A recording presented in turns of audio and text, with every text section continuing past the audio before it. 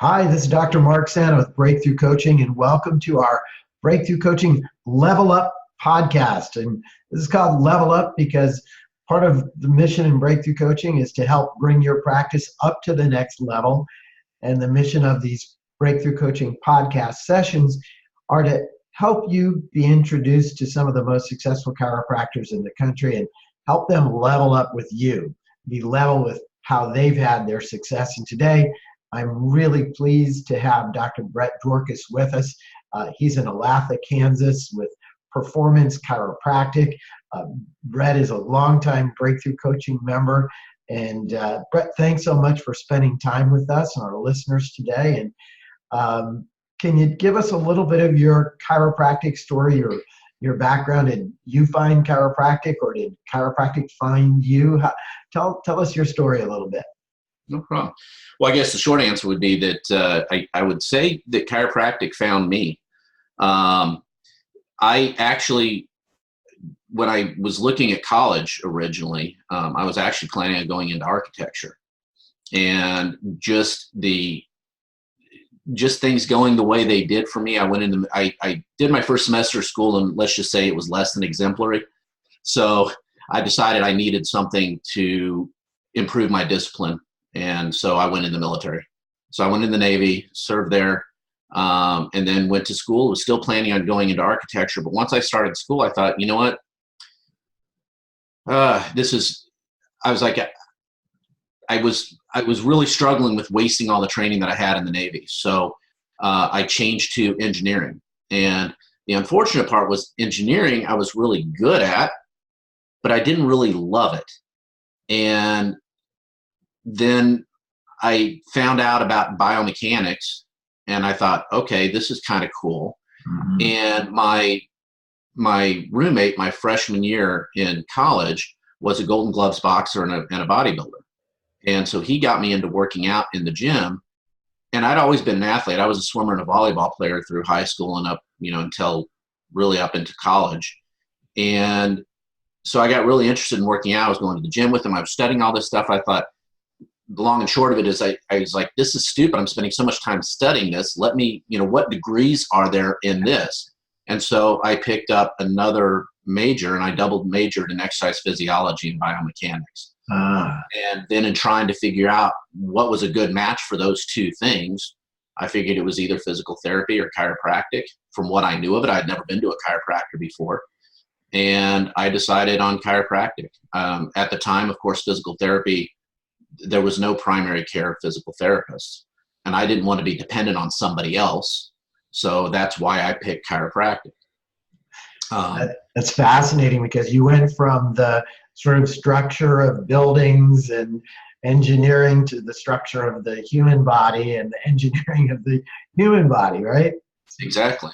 Very cool connection. And then I had the really cool opportunity to be able to run a rehab clinic for a chiropractor out in Phoenix. And I did that for a couple of years, my last 2 years in school. And that's when I really fell in love with chiropractic and exercise therapy, active care. Very cool. So tell me a little bit about your practice out in Kansas right now. How long have you been in practice now, Brent? I've been in practice almost 20 years. This is my 20th year actually right now. Hey, I've been in my own practice for 16 years. I worked as an associate for the first 4. Very cool. And if you could describe your practice model, how would you describe that to our listeners? We are a very active care-based practice model. We always have been. But we have really been refining and developing some even better systems over the last couple of years. So when people come into our office, we try a mixture. There's kind of a little bit of a mixture. We try to meet the patients where they're at, but then also show them how movement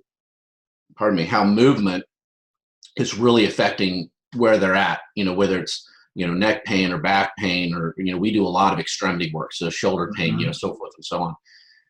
We have an exercise therapist. We have a massage therapist.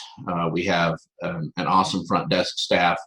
And so, so when they come in, we basically we introduce them to chiropractic because of course most people are looking for a chiropractor. Although I get a lot of people that come in for physical therapy as well. Mm-hmm. And of course it's, it's always that little thin line. Well, I'm not a physical therapist, but this is what I do. Just so that they know, that there is a difference. But being able to use systems that are based in functional movement systems, the FMS and the SFMA, we use systems that are based in that to be able to help show the patient, explain to the patient, and then identify would come first, problems that may be causing the symptoms that they're coming in with. Mm-hmm. And so then we have processes to help patients correct the way that they move and feel better. Absolutely. I'd like to just sort of look under the hood a little bit. If you can share with us something that's cool, that's unique about your practice. Well, I think some of the things that are cool and kind of unique about our practice, I think one of them is that I'm a big believer in the old saying that school is never out for the professional. I've continued to expand certifications and education as I've gone through. My wife is kind of sick of it because I'm in some sort of a certification program or educational program almost all the time. So I think that's one thing. But the reason I do that is because when it comes down to the bottom line is that we really care about our patients. Yeah. We care enough about our patients that we're going to do things that other chiropractors might not do. So, that's why we do the functional movement stuff, and we can't care more about our patients than they care about themselves. But when you get those patients that do care about themselves, the fact that you care about them really helps, because you're going to be able to connect with them and help them realize improvements they might not realize elsewhere. So we do the functional movement, we do spinal decompression, we do high power laser, but then we're also really involved in the community as well. Yeah. And so I've been a coach for Special Olympics for also going on 20 years. We're involved with the Olathe School District sports medicine program. They have a 21st century sports medicine program that myself and Terry has taken on part of this task, my office manager, sitting on the board of directors for that. And then we also do outreach on a monthly basis. 1 month we do outreach where we kind of collaborate with a local like-minded business. And then every other month we work with a nonprofit and we spotlight them and help people be aware of who they are.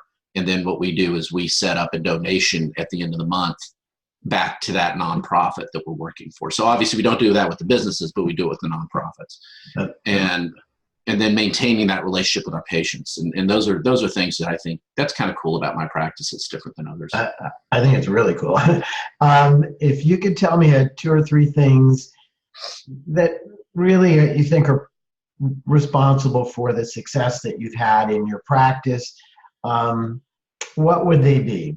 I comes to mind your military training, as we mentioned, in the Navy. I would think that might be one of them. I think so. I think that kind of a mindset is good for an entrepreneur and business owner, because you have to be more disciplined. You have to be disciplined as an entrepreneur, period. And I don't know if you're familiar with Rick Sapio, but I really like his definition of entrepreneurship goes beyond just business. He says his definition for entrepreneurship is anybody who takes responsibility for the outcomes that they're creating in their life. And that requires discipline. And so I think, the military and being involved in sports at a pretty high level have both really helped, because they help with discipline. They help with being able to plan. They help with making sure that you're carrying through or following through with what you've planned. And they help you be able to enjoy not only, the victories, but be able to accept the defeats and realize that, it's not always a defeat. It may be a setback. We just have to change our approach, because as we say in the military, you got to adapt and overcome. So right. when something happens and knocks you down a step, you just get up and keep going. Yeah, I think one of the things our listeners might not know is that you are a high-level competitive natural bodybuilder. right? And that's a huge, tremendous discipline, because I can remember going, when you're going up to competition, what you can eat, the workout schedule. I mean, that is tremendous structure. Oh yeah, yeah, for sure. And it was hard, and I will say, for anybody that might be listening, if you're the owner of a chiropractic practice, it's a tough road, and looking back over the years, I mean, our practice is really, really thriving and growing right now. But I haven't competed since 2000. I haven't competed in bodybuilding since 2012, and I haven't competed in powerlifting since 2015.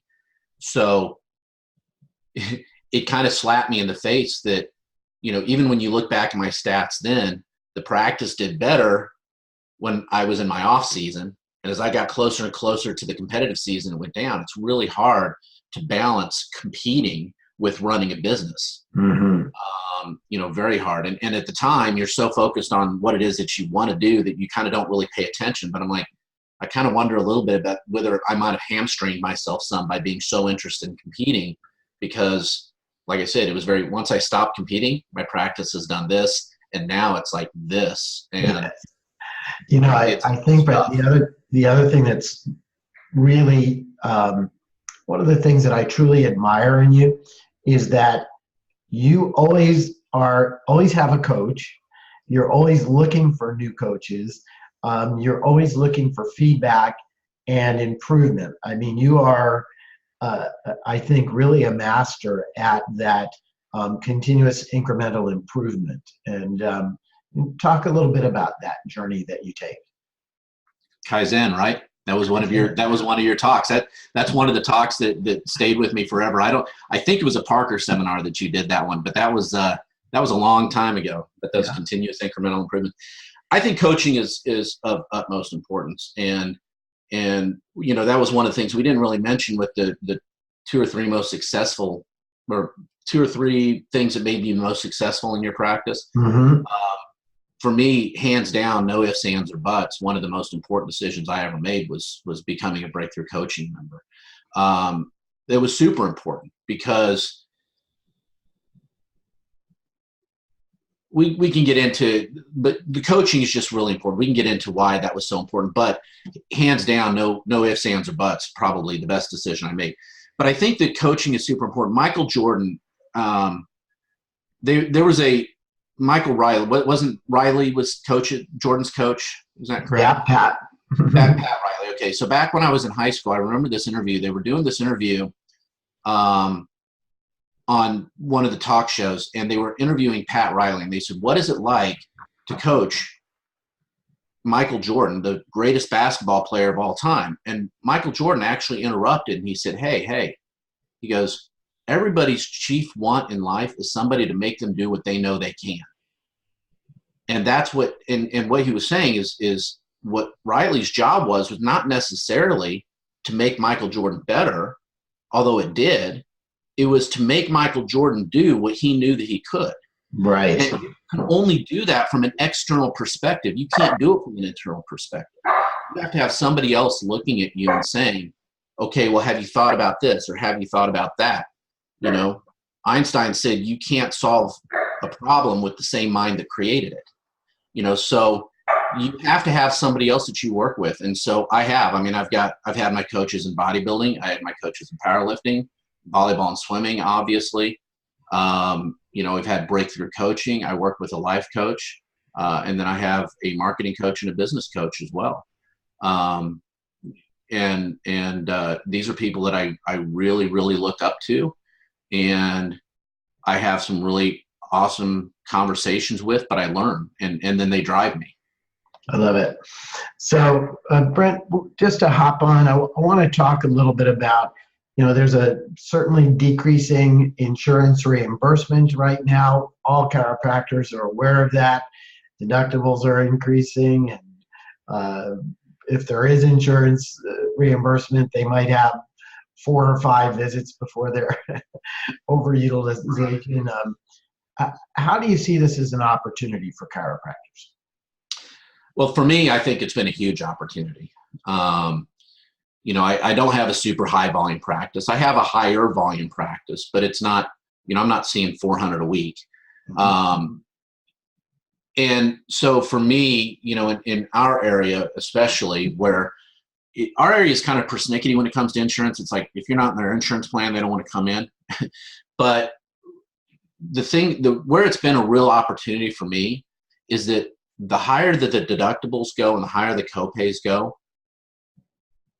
the patients aren't coming in and paying out of their pocket if they don't see a value in what it is that you do. And we have always striven to, or strive, however that is. Strove. We've always tried to create a lot of value for our patients, and it's always done well for us. But now that patients are having to pay out of pocket, they have to see a value in what it is that you do, or they're not coming in, or they're not coming back.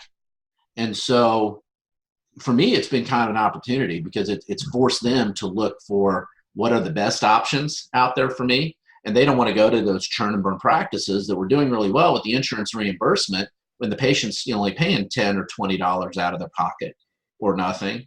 Those practices I think are really struggling because they didn't have to create value because people just come in because they didn't have to pay anything or they didn't have to pay very much. Exactly.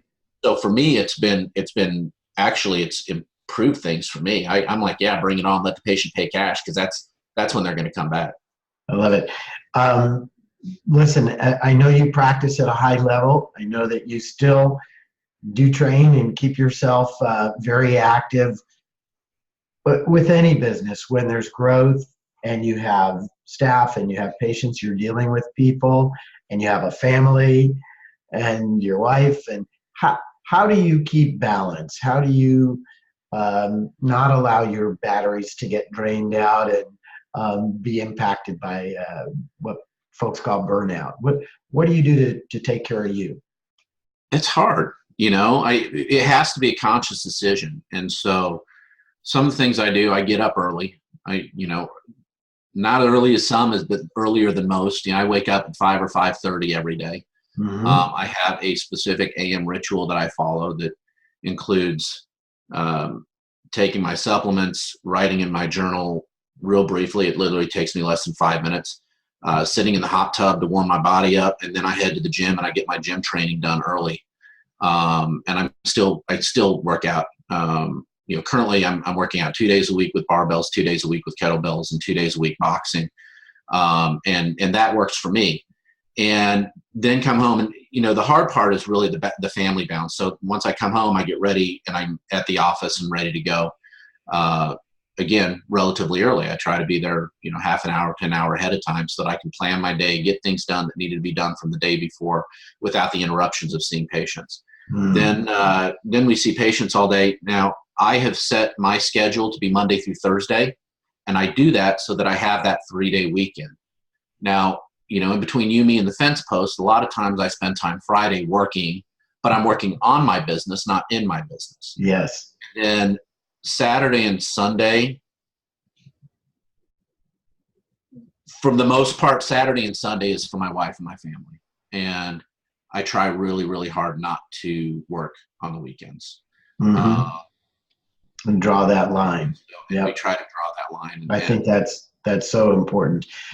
So the other thing, yep, go ahead. The other thing that I think is super, and this is in my opinion, if you as a chiropractor are married and you have a family, my wife and I eat dinner together every single night. We sit down at the table, we talk, and we eat dinner. And I think that may be the only time that we really see each other during the day. Monday through Thursday. So it's something that's really important to me. And I think that it helps. I think it would help anybody, just taking that time to really connect with your spouse or your significant other. And this is our time. And that's it. I love that. Brett, I know you mentioned that you became a Breakthrough Coaching member right after you finished your associateship. And can you tell us a little bit about what that journey was like and why you became a Breakthrough member? Sure. So I was an associate doctor for 4 years after I got out of chiropractic school. And the long and short of it is when I started that associateship with him, he had told me that he was planning on retiring in about 4 or 5 years. and wanted me to kind of grow and maybe eventually buy his practice. Well, 4 years into it, I realized that was not happening. And just as a side note, 16 years later, he's still in practice, by the way. Um, but he was making some decisions that were really affecting my practice within his. And I just knew I needed to step out and go on my own because it just wasn't going to work for me. I had just gotten married, and I was thinking about my family. I was thinking about the long term. And so I decided I needed to leave. And so I'd been going to, at that time, I was really familiar with Parker seminars because the guy that I was working with, the doctor that I was working with, he was a big believer in the park, going to all 4 Parkers every year.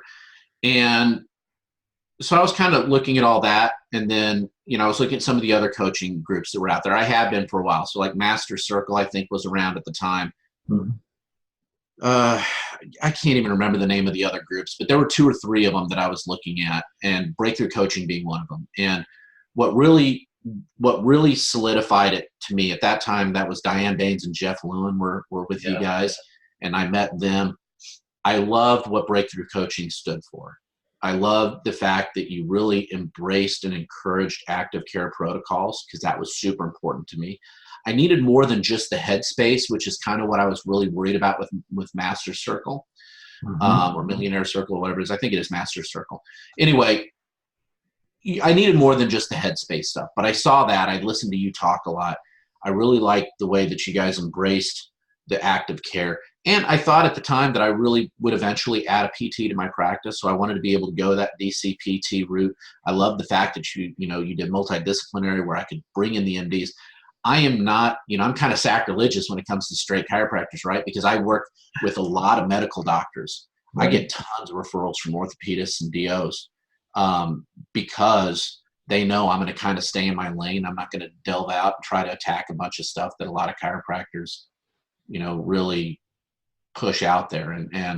And so anyway, it was a good match for me. And I'm glad I did it, because it's why I'm at where I'm at. Awesome. In closing, you've been super generous with your time, Brett. I truly, truly appreciate it. I know that your insights are appreciated by our listeners. If there was a key message that you could leave our listeners with, something that they could do that would make a difference in their practice right away, what kind of advice would you offer? If I could say 2 things that would really help your practice. First thing, and this will help your life, not just your practice. Your sleep, get to bed a half an hour earlier, and get up a half an hour later, earlier as well. So wake up earlier, take some time to focus and ground yourself.